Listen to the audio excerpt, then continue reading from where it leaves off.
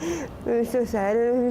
Plus my family back in Alberta. I'm from Alberta. My family are like extremely worried about me. They message me daily to go home and to get better and stuff. And I wish I could just get better like that, but it's not that easy.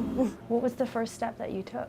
This sound messed up. I actually ended up in jail, and I was talking to a doctor in there, and I was telling him I'm afraid of the fentanyl on the street. So I just figured I'd try Suboxone, and he explained to me how it worked. And maybe for the first 2 weeks, maybe a month, that didn't agree with me, and I thought it wasn't working. But then one morning I woke up, and the crave to go get high was gone. It was gone, and I could actually wake up and just be like, wow, I could hear myself think. What was that first morning like? Hearing the birds for the first time in a long time, not hearing the traffic, not hearing people shuffle about, not hearing my phone ring. I could hear the birds chirping. It was really nice, it really was, yeah. And ever since then, I've always wanted to chase those mornings of being sober. You can see many more stories on our website today, cbc.ca/BC. And much more coverage throughout the day here on CBC, including Leanne's piece this evening on the CBC News at 6. Now, this morning, BC's Provincial Health Officer, Dr. Bonnie Henry, issued a statement to mark International Overdose Awareness Day.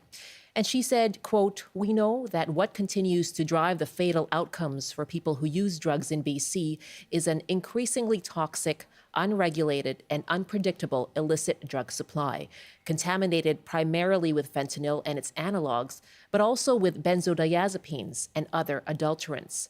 She added, quote, "We must dispel the false dichotomy that pits harm reduction against treatment. Both are necessary and more options are needed for both to support people on their recovery journey." That statement coming from Dr. Bonnie Henry today.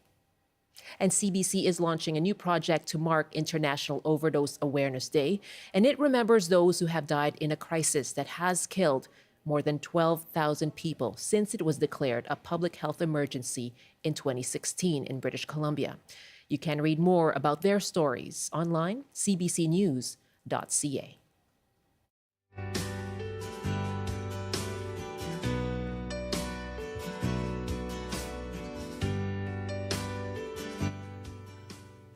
It's 12 minutes past 12 o'clock, past 1 o'clock in the Mountain Time Zone. You're with BC Today. I'm Michelle Elliott. Thanks so much for joining us. Now, if you're looking around at housing prices and wondering when they will ever become affordable for you, a new survey shows some Canadians are turning to a somewhat novel idea, and that's co-ownership.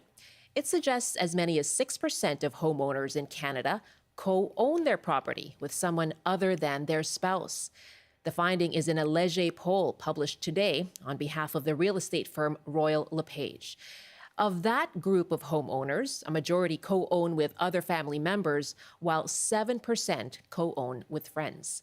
And the CBC has even heard from some Lower Mainland residents who have pooled money with strangers in order to buy a home.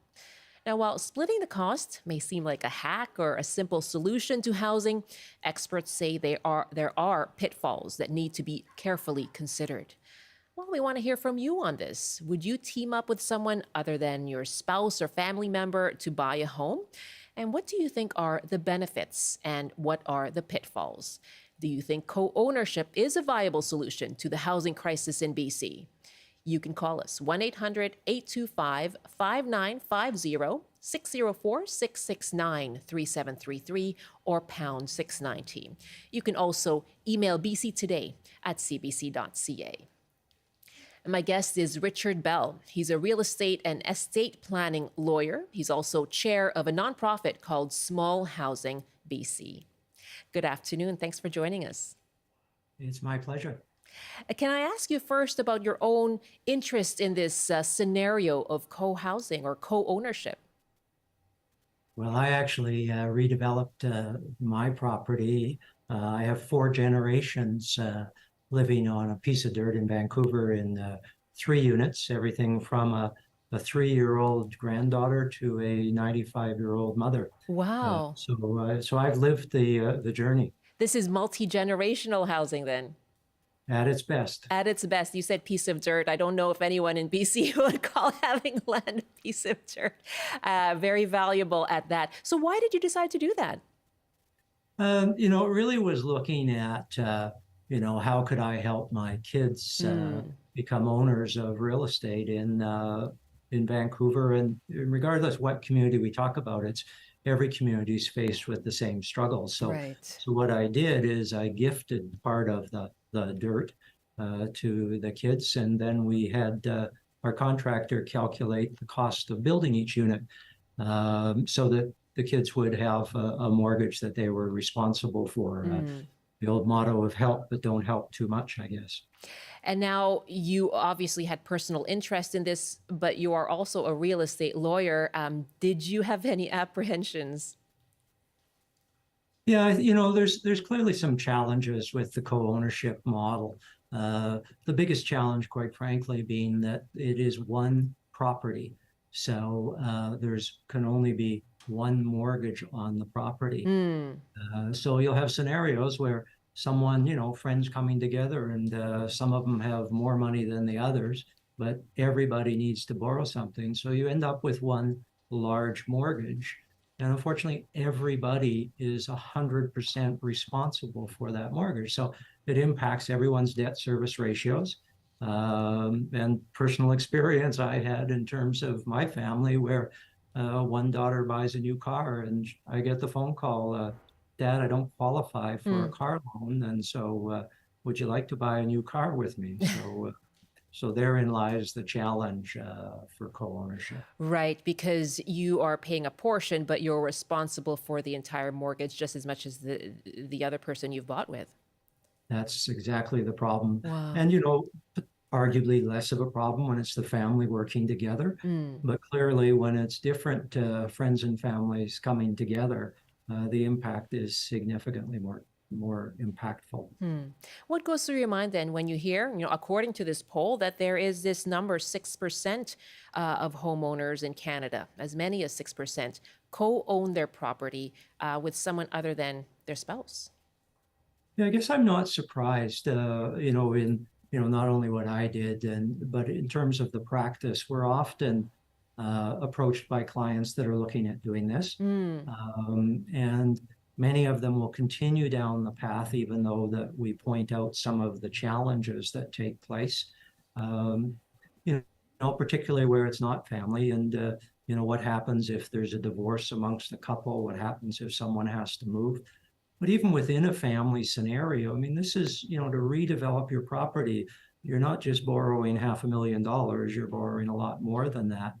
And so, one of the challenges that we have to speak to clients about is, okay, mom and dad, what happens if you need to go into care? What is the portion of your wealth that's tied up in your real estate? And are you going to be in that uncomfortable position to say to the kids, kids, this has been nice, but we need to go into care, so we need to sell the property to do that. All these challenges, or many of the challenges we're talking about, could be resolved if instead of it being co-ownership, if there was actually a strata title structure. So each individual or each family owns a strata title unit in a 4-unit complex, for example. Okay, what do you do if it's a house? Yeah, so if you're sharing a house, then the odds of being able to stratify that are very, very small. There are some scenarios where that can be done, but again, not as easily done as a strata project as opposed to co-ownership. Okay, really interesting, and a lot of nuts and bolts, I imagine, that people need to consider, as well as individual scenarios. So how do you plan for that? What may be in the future that you're not able to foresee? So we're going to talk about that more. How do you plan for those things if you do decide to pursue this road? My guest is Richard Bell, real estate and estate planning lawyer, also the chair of Small Housing BC. That's a nonprofit. And we are asking you, in light of a new survey done by Leger on behalf of Royal LePage, that finds some Canadians are turning to co-ownership to try and afford a home in Canada. And of course, this is an issue in BC. We're asking you if you have tried co-ownership yourself. Would you consider it? Would you team up with someone other than a family member, other than your spouse, to purchase a home? And what do you think are the benefits? What are the pitfalls? If you have tried it, you can let us know what the challenges you've faced have been. And do you think co-ownership is a viable solution in BC? 1-800-825-5950, 604-669-3733. You can also hit pound 690 on your phone, and you can email bctoday@cbc.ca. Justin is calling us from Vancouver. Now, Justin, what do you think of this? Could it be a solution? Yeah, I feel like co-ownership is a solution to a problem where the root cause of the problem isn't being addressed. I feel The like housing co-ownership, crisis. yeah, the housing crisis. Yeah, I feel like co-ownership is still a precarious situation for the reasons your last caller just outlined. It's not a great solution for stability. If you have a breakdown of any personal relationships, you end up with, an awkward situation with this shared asset. In an ideal world, I mean, I do know people who've lived in co-ownership situations for years. Kitsilano hippies. But it's to me, it's a Band-Aid on the bigger problem, which is that we don't have the housing stock and the availability of new housing coming online for people to pursue the sort of home ownership, or at least like stable home situation, living arrangements that previous generations had. So I mean, if we want to continue to prop up this crazy system to keep the current kind of system in place, co-ownership, sure, it's just a way to put people into houses and mortgages that they can't necessarily afford. But I think like I said, it's, to me, it's treating a symptom of a problem where the problem isn't actually being addressed. Yeah, that's an interesting point, Justin. Thank you very much. It's being framed as a hack for unaffordable housing, but how about the actual problem of unaffordable housing? What do you make of that, Richard Bell? Yeah, I think I always think back to the basic rules of economics, supply and demand. And so we've got a massive demand and a poor supply. And the reason for supply, there's a whole bunch of them, but you think of the length of time that it takes to go through a process of densification of single family neighborhoods, which is obviously what I'm a big believer of. I always like the concept of a young child being able to play on a piece of grass. So it is a challenge, but if we do not create more of a supply with this sort of demand that we're seeing, it's ultimately impossible to create affordability. If we can create more efficiencies in the whole planning process so that timelines don't stretch out for years to get projects approved, that will help as well. And there's an awful lot of taxes built into the cost of real estate. And I think that's something that all levels of government absolutely have to take a look at. Let's take another call now. Brendan is on the line in Vancouver. We are discussing the idea of co-ownership that people have been trying out to try and be able to get into the housing market, people buying with others who may not be their spouse or family member. And according to a new poll, a survey conducted by Leger, published today on behalf of the real estate firm Royal LePage, some Canadians are turning to this novel idea. So we're asking you, is it something that you've tried? What have been the challenges for you? What do you think are the benefits or the pitfalls? And do you think this is a solution to the housing crisis in BC? Our numbers are 1-800-825-5950, 604-669-3733, and on your cell phone, star or pound 690. Pardon me, pound 690. And I've heard that the star doesn't quite work these days, so use the pound button on your phone if you're trying to get a hold of us. Brendan is on the line in Vancouver. Hi, Brendan. Hi there. What are your thoughts on co-ownership? Yes, definitely. It is a great idea. And me and my brothers and perhaps some other family members and friends happen to be looking into it.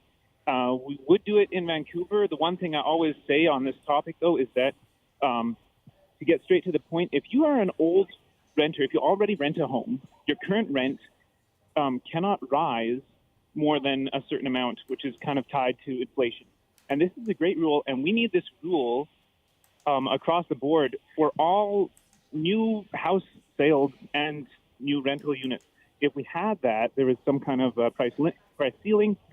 Prices wouldn't fluctuate so much. As you see, things are going down and the interest rates are going up. If you had interest rates going up, if you had to sell your house, but then you had to sell your house at a lower price, and everybody lost money. I mean, can you imagine that? Right? So that's the issue with Vancouver City. We might do it in a different city for that reason. Okay, and so interesting, you talked about the cap on increases in rents annually tied to inflation and interest rates. Just today, Premier David Eby has written to the Bank of Canada calling on it to halt further interest rate hikes, that the Bank of Canada is set to make another decision coming up next Wednesday. And so that's the call from the BC Premier on that. Can you tell me more about your own interest in this? You're considering it right now. What's driving you to it, Brendan? We rent a house way out in Surrey because that's the only way we can afford to put a little aside every month into the new home owners' investments in a bank and things like that. Mm-hmm. And we have my parents-in-law have some money set aside, which we were kind of always thinking it was set aside to buy a house, but it looks kind of impossible with the way prices have risen nowadays, Yeah. Yeah, absolutely. I think that's very relatable. And so what are your biggest concerns then? You said you might try going outside the city of Vancouver. What are your biggest concerns as you look into this further? I don't know, fire?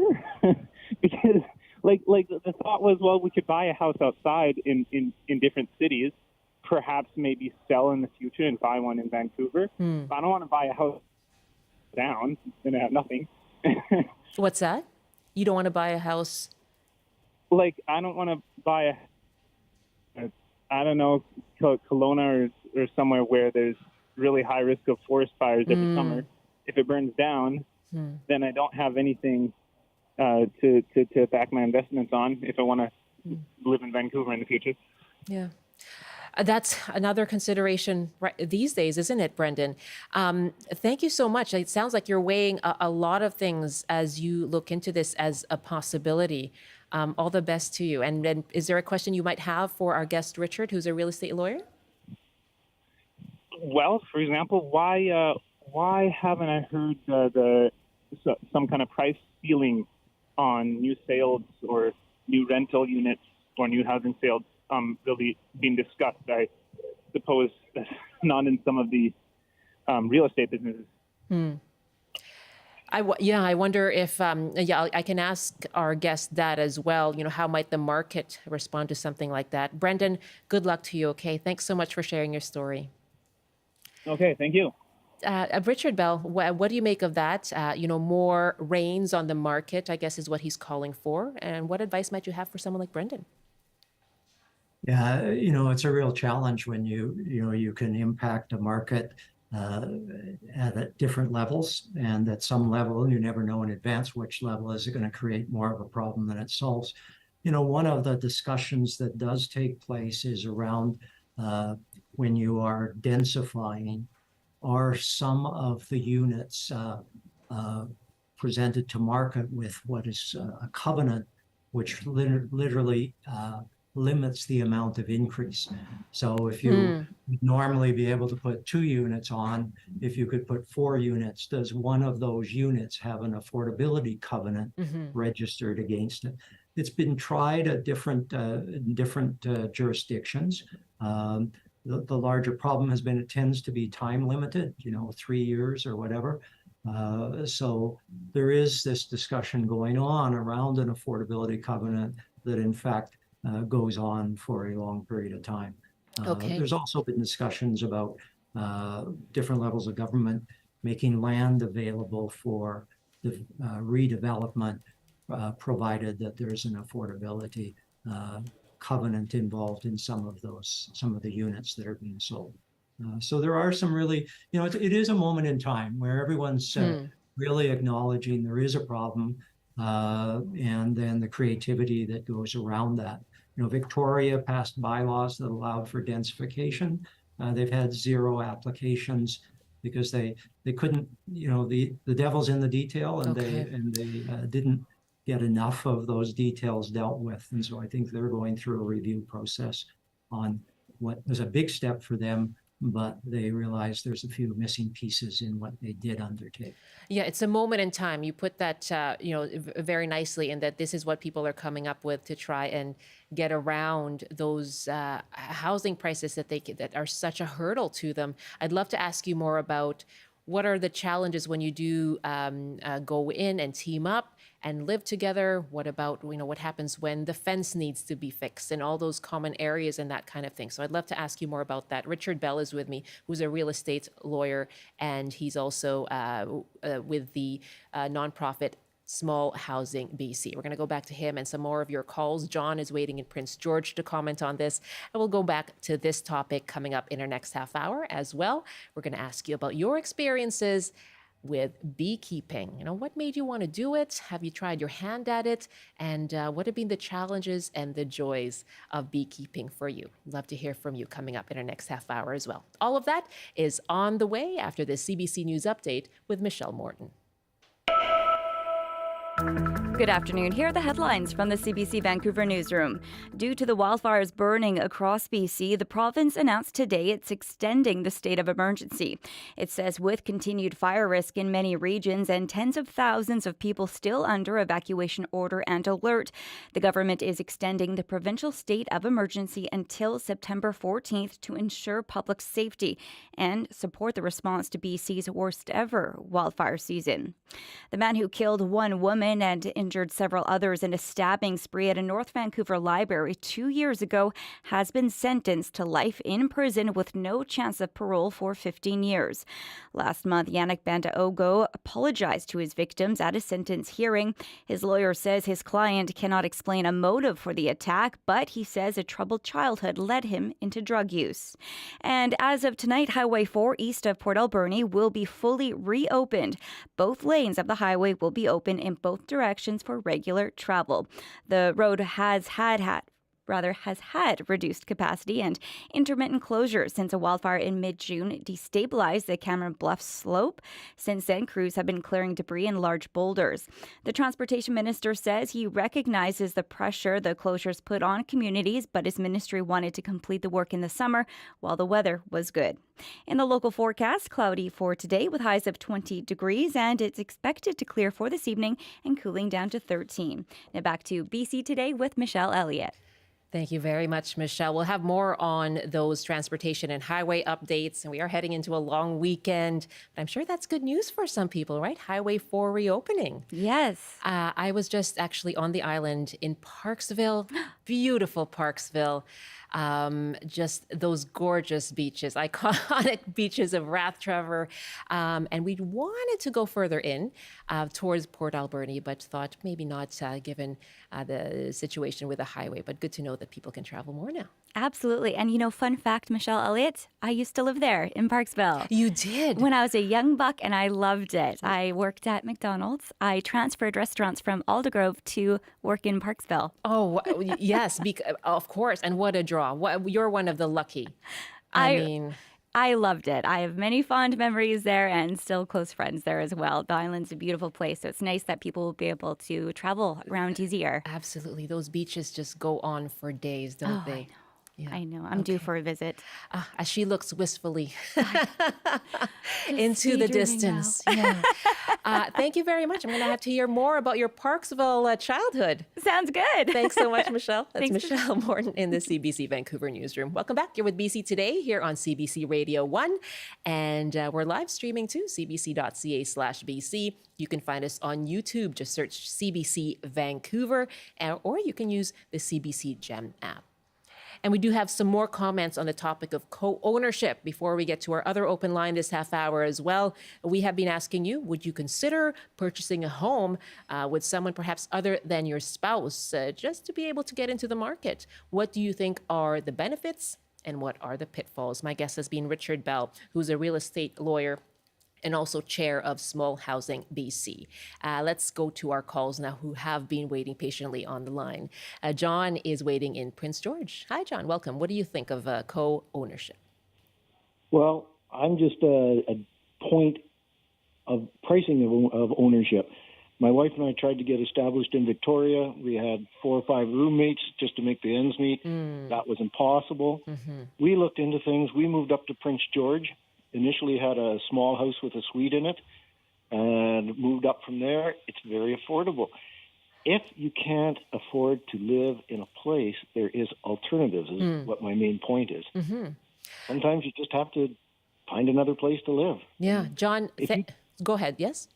I was going to say, if you had told me I was going to live in Prince George, when I was in my 20s, I would have probably had you committed at one time, but it's a great place. It seemed like not a possibility, but we saw in the pandemic people moving to Prince George, Kelowna, more further into the valley as well for that affordability reason. And so, John, thank you very much for that. And that's one of the issues that has been raised as well, is that then you have people moving out who may work in the city too. How did that affect your work situation, John? We came up here and actually found there was more work available, and the choices were actually excellent. Our son, after he finished university here, went down to the coast and tried to establish himself there, and every decent job offer he got was moving him back up here. Oh, is that right? Yeah, okay. So he came back here, and he has a house now. Well, yes, I'm sure that's all worked out for you. I'm happy to hear it. Thanks so much for the call and that point that, you may have to move if you're looking for that affordable home. Thanks so much, John, for the call. Tanya is on the line in Vancouver. What are your thoughts on co-ownership, Tanya? Hi there. Good afternoon. Yeah, so, co-ownership there, I don't have anything against it. But why work within a broken system? We need to address some of the major issues. And one of the previous callers just spoke about it, which is vacancy control, which would control the amount between rentals. So currently, when someone moves out, there's no limitation to the amount that the landlord can increase the rent. And that's what putting us in this precarious position to begin with. Between tenants. Yes, it's basically unchecked capitalism. So when you move out, there's no limitations to how much rent is going up. And so for those following the metrics, we're increasing about 2.5% from month to month, which means in a year from now, rent will go up almost 17%, leaving us at around $3,400. So that's a huge issue. We need provincial vacancy control, because one of the other things is the longer you can stay in your home, the more regulated the housing market is, and the cheaper it stays for people for long-term livability. So we have major gaps in the RTA right now that need to be addressed provincially. Okay. David Eby could call an emergency declaration on housing. The major gaps right now are people getting displaced for family use, quote unquote. Now it's for management use, and now it's for caretaker use. This isn't the 70s. Rarely do you have a caretaker and a manager living in your building. And there's no mechanism to follow up to make sure that if someone says their son is moving in, that their son is actually moving in. Yeah. It sounds like, so this is the Residential Tenancy Act you're talking about too. Tanya, thank you very much. We've heard that, right? There is the root cause or the root issues within the system to which the co-ownership option is being considered, but what about addressing those root issues as well? It sounds like we may want to discuss at some point Residential Tenancy Act changes, if there are any that are needed. Leslie writes, I co-owned a house in the 1980s with 2 friends I'd gone to high school with. While there were some challenges, it was a start in the housing market. I now own a comfortable condo in downtown Vancouver. Donna writes, 11 years ago, my sister, her husband, and I built a duplex in partnership. We each have a complete home with independent power, water, and HVAC systems. And during the COVID restrictions, we took turns going for groceries, and we had one another's company. Our goal is to age in place longer by supporting each other. So far, so good. So that sense of community is what Donna's talking about. Let's wrap up with some advice here from Richard Bell. I'm struck by the comment that you made earlier. This is a moment in time Do you see any kind of legal framework so that to help people if they do want to pursue this? Yeah, I think, as my earlier comments, the challenge here is that there's one legal property and people coming together. They all have different resources, but everyone's responsible for the one big mortgage on the property. So I think, we will see the stratification of these single family lots that enable 3, 4, 5 units, depending on the size. And so I think it'll just create new opportunities because there are challenges. And, I think of, even in my neighborhood, I can think of a couple of older ladies who at some point they're going to need care. And so are they going to have to sell their property to be able to and be forced to move out? Or could they in fact sell part of their property and stay and age in place much more easily? So I think, we've seen things in New Zealand, we've seen in the US, we're seeing it across Canada. Provincial government is bringing in new legislation this year to allow for this. Co-ownership may still be an option for folks. And it really is important is that there's a proper document to support the contractual nature of the contractual relationship between the owners. What portion of operating costs, who's doing the work and cutting the lawn, which is usually the biggest issue. So I think regardless of your arrangement, I think that's a big issue. Exactly. And it's really easy in the first year, but the second year, all of a sudden the lawn's not getting cut as often as they want. In my family compound, Richard Bell, I cut the lawn. Then you can make the argument for letting the lawn go wild. It's happening more and more often now. Richard, great to have you with us. Thanks so much. I imagine we'll talk to you again on this issue. Thanks for the time. Okay, my pleasure. Richard Bell is a real estate and estate planning lawyer, also the chair of a nonprofit called Small Housing BC. It's 1:41 in the Mountain Time Zone.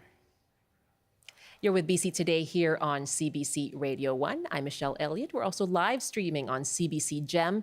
And also you can find us on the CBC website, cbc.ca/BC, or on the CBC Listen app.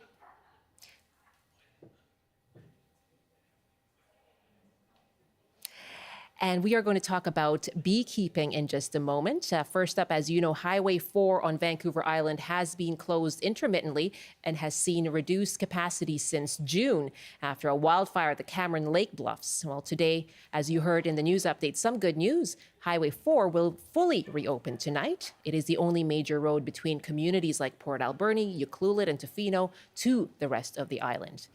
Meanwhile, in the interior, Highway 97 between Callan Road and Okanagan Lake Provincial Park, north of Summerland, remains closed in both directions due to a rock slide on Monday. And the highway will remain closed until further notice, as a geotechnical assessment has identified a risk of more rockfall. So it will not open before Labor Day.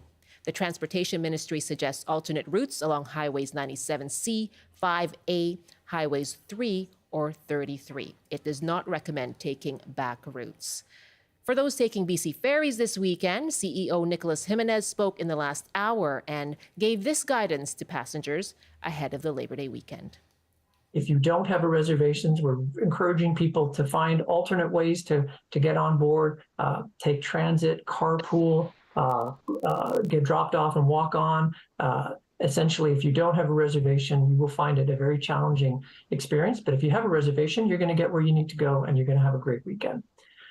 We've got our terminals ready to welcome guests. We've got traffic control partners in place for busier terminals. We've got parking attendants in place for the busy terminals, and they'll be adding extra staff as they did for the August long weekend. We've got water and other activities planned at peak times at the larger terminals in the Lower Mainland. With technology, we'll continue to benefit from the changes that we've already made earlier this summer with additional capacity in our data centers, a waiting room, a virtual waiting room to accommodate unlikely surge demand on the website and booking applications, and additional monitoring throughout the weekend, human and automated. That was President and CEO of BC Ferries, Nicholas Jimenez. He was speaking in the past hour. It's 12:43, 1:43 in the Mountain Time Zone. Well, listen to this. A hive is a galaxy an ever-turning sphere. That's a beautiful line about beekeeping, and it's from the award-winning essay Advice to a New Beekeeper by Métis writer and beekeeper Susan Cormier. Now, every year there are more and more new beekeepers in our province as the buzz around beekeeping keeps growing. Well, we want to hear about your experience. Have you tried your hand at beekeeping? And what do you want new beekeepers to know? What's your own advice? What are your questions as well? You can call us 1-800-825-5950, 604-669-3733. You can email bctoday@cbc.ca. I'm joined by two guests for this conversation. Julia Common is a beekeeping educator. She's founder of Hives for Humanity, which provides beekeeping as therapy. And Julia joins us from an apiary in Tsawwassen. Hello, Julia. Hello, good morning, or is it afternoon? Good afternoon. It's nice to see your beekeeping hat on as well. And joining us as well is Paul Van Westerndorp, who's the provincial apiarist. Good afternoon to you, Paul. Thanks so much for being with us. Well, thank you for the invitation. Hi, well, Michelle. I have to say this was inspired by a visit I had to the farmers market and seeing the honey vendors and getting more and more curious about people who do keep bees. Julia, yourself, I mean, tell us first of all where you are and what's around you right now. Well, I'm sitting at the back of my pickup truck in a yard in Tsawwassen called it's the Southlands Bee Place. So I'm sitting in a yard of 7 colonies. Wow. And yes, I've had a good morning with the bees and about to do some work after the show. I enjoyed your piece of advice to Richard to let his lawn grow. Well done, Michelle. Yes, I know more people. I'm making that argument more and more, I find, in my life. I can see some bees buzzing around you, Julia. Yes, well, normally I'm right in front of their entrance. So the bees are a little bit confused by this, but not overly confused. So the bees are around my head. This is a colony behind me. Yes. For this orange one. Yes, I'm in the middle of the bees. I'm in a bee loud glade, as they say. But you are fully decked out. I have my veil. I always have a veil on. Yeah. It's good to always have a veil. And I have my smoker as well. Yes. For when I go into the bees later on after the show. Oh, wonderful. I'm so glad to have you on, and so great to be able to see you really in your own habitat as well. I know this is something very important to you. Paul, why do you think more and more people are becoming more interested in beekeeping? Well, because it is largely people like you who are stimulating the interest. I mean, and don't forget that is, of course, we are currently in the dark days of summer, and and the bees are active, and people have heard from the news media that many of the bee populations are in trouble. Yes. Although that is debatable, but that is what piques the interest. And generally also the awareness that we as a society, in terms of food security, are very dependent on the presence of pollinators. Without them, we're not going to have all these fancy peaches and blueberries and all kinds of other wonderful fruits. So it's all connected. What a wonderful point that you've just made. But you suggested there the challenges to the bee population. I mean, what is the state of the bee population right now, whether it is within hives or the wild bee population? Well, honeybees is a form of livestock. A lot of people have trouble with that concept, but it is actually true because they are managed for producing a particular product or a service, a pollination service. And therefore, beekeepers can manage them by taking them to different locations. And not that is free of problems. Honeybees suffer from a whole range of diseases and pests that were introduced by man. From Europe or from Asia or from all over the place. And the result of it is that beekeeping now has become a far more complex form of animal husbandry than what it used to be 30, 40 years ago. And so natural pollinators, native pollinators, such as bumblebees and many different kinds of solitary bees, these populations don't have the benefit of treatment or management from beekeepers. Right. And are therefore quite often in much greater difficulty. Okay. You mentioned that things have become much more complex. And the essay that I read from there, Advice to a New Beekeeper, Susan Cormier said she wanted to write it because she wanted people to know that beekeeping requires a lot of work, a lot of knowledge and dedication. Julia, for you, what is your advice for people? What do they really need to keep in mind? Well, I think if you want to start beekeeping, you start with taking a course at least. And then finding a mentor or finding a place where you can actually have workshops where you can get hands-on experience. Because there's one thing when it's in your head and it's academia, and quite another thing when you open up a colony and you're looking at all these marvelous creatures, as Suzanne says, who are moving around. You can become overwhelmed. So it's a good idea to have some knowledge of how this creature lives so that you can guide it and support it. What are the biggest mistakes people make? I make them every day. Do you? I guess the biggest mistake is thinking we know it all. And I always say, man, now I really got it. This year I really nailed it. And then something happens. So I think getting complacent, I think you have to stay up to date in the knowledge that there's so much research with the bees that can help us with our beekeeping, and join a club so you stay in touch with people and you talk about their experiences. Right. And you have to slow down. With the bees, you have to slow down and listen to what they're saying, what they're demonstrating and how they're living. So I guess the biggest mistake is to think that we know best. Yes, you have to follow their guidance. Their guidance, it's a very complex thing. When I started beekeeping back forever ago, 50 years ago, you just, put your boxes on and those colonies grew and they made honey. And a colony lived forever and it didn't die. Yeah. They die now. And then it used to be they only died in the spring, but they can die at any point. So beekeeping, it's quite the challenge. It's quite the challenge to stay optimistic in this world as well. And same for the native pollinators. So yes, I rambled on. I'm not very good at what keeps you going? Because, we heard from Paul that the interest comes from, hearing about it, but also our renewed or new interest in food security and looking at ways to really be able to maintain and sustain food production. What keeps you going, Julia? I feel I owe it to the bees. And I participate in agriculture, so I would like to try and change agriculture to strengthen the bonds between the growers and the beekeepers and have an understanding that we're all facing challenges. I love the bees. I love everything about them, the smell, the feel of them. I love being out working. I feel there's so much positive we can do to try and support all pollinators. So I suppose it's a wonderful way to get up every day. Think about my bees, what do they need, and what can I do for all of the pollinators, actually. Wow, very fulfilling. That's what gets you out on your truck to Tsawwassen. Let's put the numbers out there once again. We are talking about beekeeping and asking you if you have experience with it. Are you interested in it? What advice would you have for a new beekeeper? And what are your own questions as well? This is your chance to ask the experts. You can call us 1-800-825-5950. 604-669-3733, or you can hit pound 690. You can email us to bctoday@cbc.ca. And we have a question here for you from Lisa, who's asking, what's the difference between organic honey and regular honey?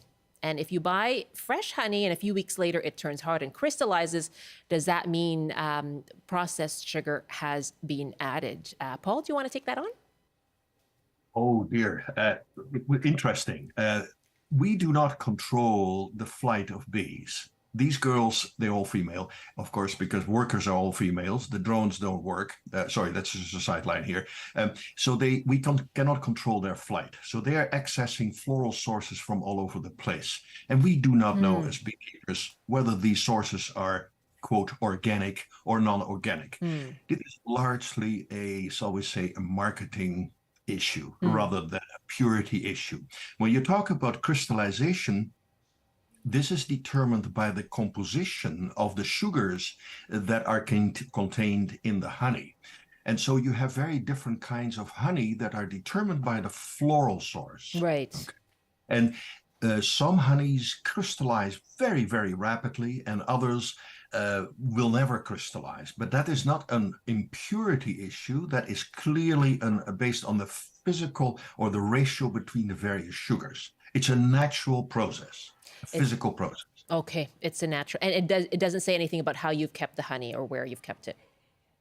No, well, it could promote crystallization rapidly, or you can reduce it, but that is basically a storage issue. Right. But itself, crystallization is determined by the composition of the sugars. Okay. In Good question. Yeah, when you're looking at the labels on there, then you can perhaps understand, what's really behind it.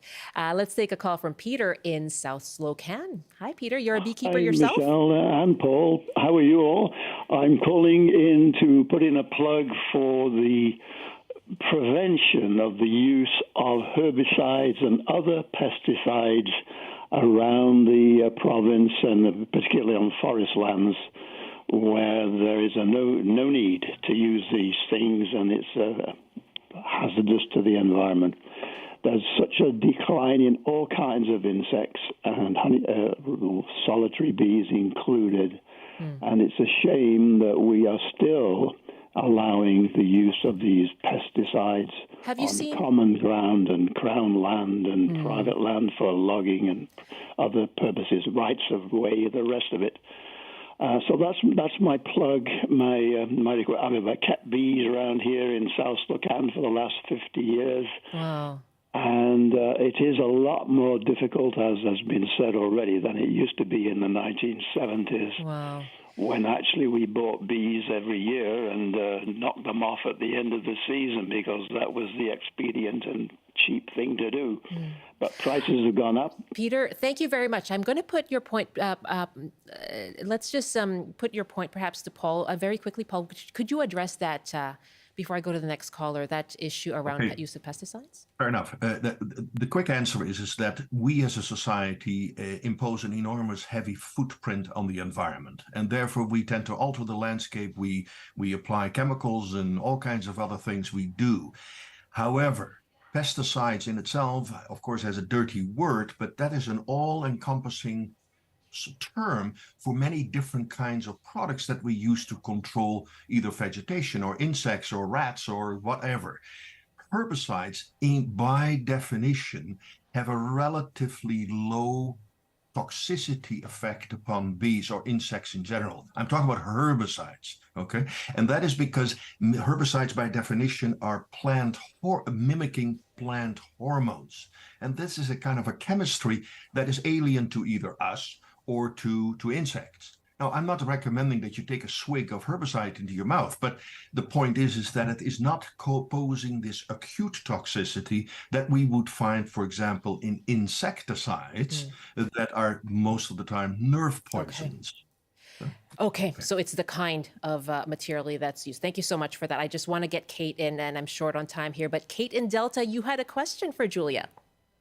I do. Thanks so much for taking my call. I live in a residential area, and my husband and I have always talked about keeping bees, but we'd like to know how to get started and what the time commitment really is. Wonderful. The question everybody wants to know. Julia, I have about 30 or 40 seconds, but is it a big time commitment? Can people in residential areas do this?